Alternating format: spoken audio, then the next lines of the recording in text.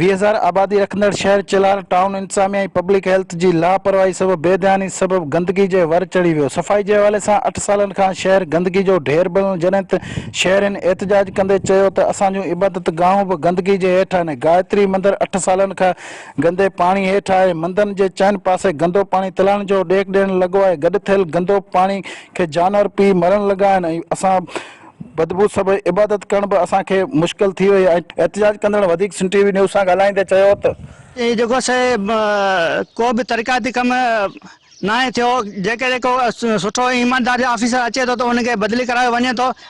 मंदिर जे चइनी तरफ़नि गंदगी जा ढेर लगा पिया 24 कलाक नालो हली रहियो आहे। जेको सो असांजे घर बि सैलाब थी किरक थी आहिनि। ऐं असां टाउन वारनि खे कई बार शिकायतूं ॾिनियूं त बाबा हीउ गंदो नालो ठाराए पाणी नेकाली कयो, पर को बि ॿुधण जे लाइ तयारु न आहे। ऐं जेकॾहिं को ऑफिसर कमु करण वारो जेकॾहिं कोई ईमानदार अचे थो त उनखे हिते तरसण नथा ॾियनि। ऐं हिते सभु जेको सो माल खाऊ वेठा आहिनि। जेको भी ॾिसी रहिया आहियो त गंदो ऐं ये ड्रेनेज सिस्टम जेको लगाए वियो पूरी तरह सां नाकाम थी चुको आहे। इन जो मशीनूं भी कढी चोरी थी वियूं आहिनि, खणी विया आहिनि, विकिणी छॾियूं आहिनि। ट्रांसफार्मर आख़िर हो उहो भी लाई खणी हलिया विया आहिनि।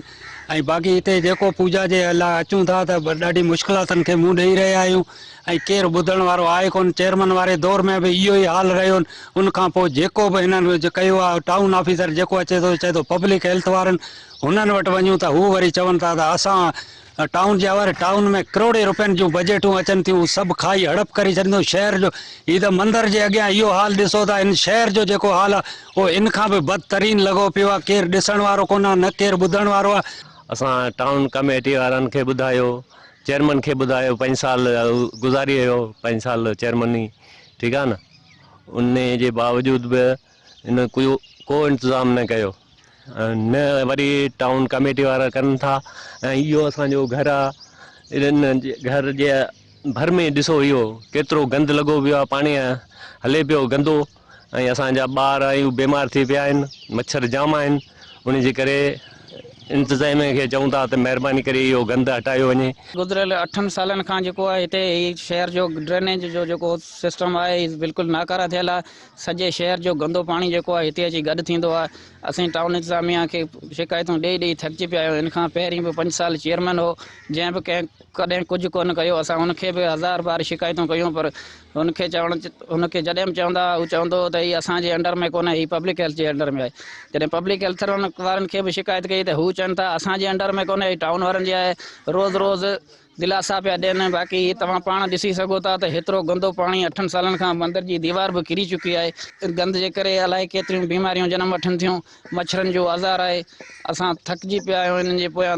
हाणे असांखे तव्हांखे गुज़ारिश इहा आहे त तव्हां असांजी आवाज़ जेको आहे आला क़यादत ताईं पहुचायो त जीअं ई हिते सफ़ाई थी सघे, न त पोइ असां ॿी सूरत में कोर्ट जो दरवाज़ो खटकाईंदासीं। हिते ई तव्हां पाण ॾिसो 8 सालनि खां ही गंद लॻो पियो आहे। टाउन ऑफिसर जेको अचे ही चओ केरु चए सिहत खाते में, के फलाणे खाते में, को सफ़ाई करण लाइ तयारु कोन्हे।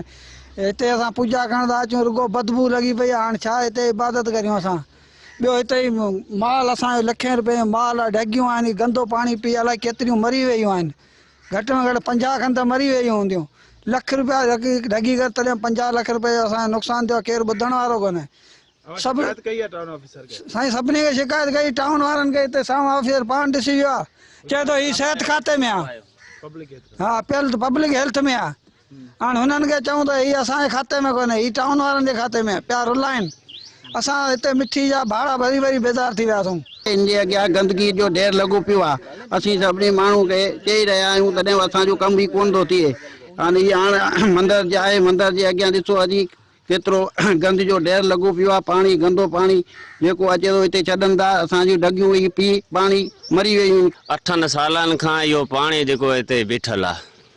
कई ऑफिसर टाउन ऑफिसर आया, उन्हनि सां असां एहतियात कयोसीं, बाबा इहो असांखे पाणी हितां रवान निकाल करियो। असां हिते मंदर में वेही पूॼा कोन था करे सघूं।